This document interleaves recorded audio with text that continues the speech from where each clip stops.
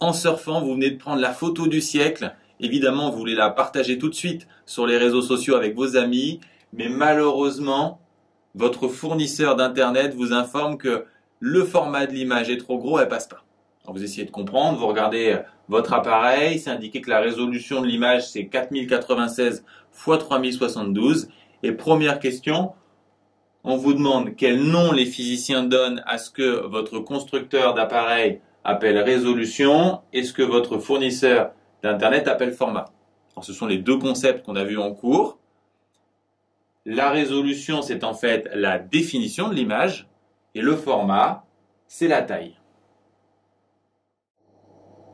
Vous essayez de comprendre cette histoire, vous grattez un peu sur internet et vous découvrez que le format maximal d'envoi pour les images est de 10 mégaoctets.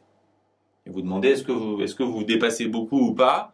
Alors, votre image, elle a pour définition 4096 x 3072. Vous êtes en couleur, donc en RVB 24 bits.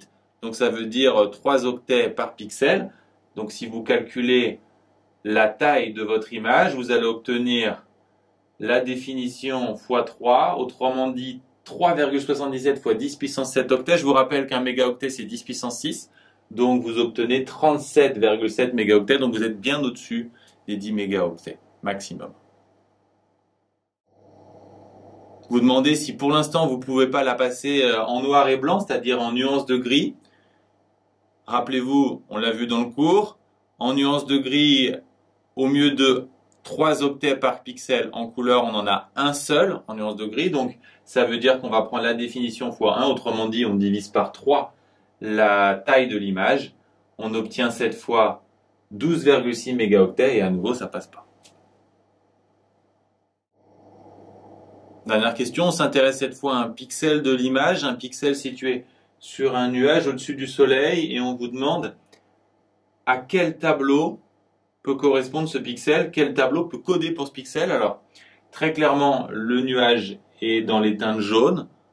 Il faut faire appel à vos souvenirs de première pour obtenir du jaune en synthèse additive RVB. Il faut prendre un mélange de rouge et de vert, donc c'est le premier tableau.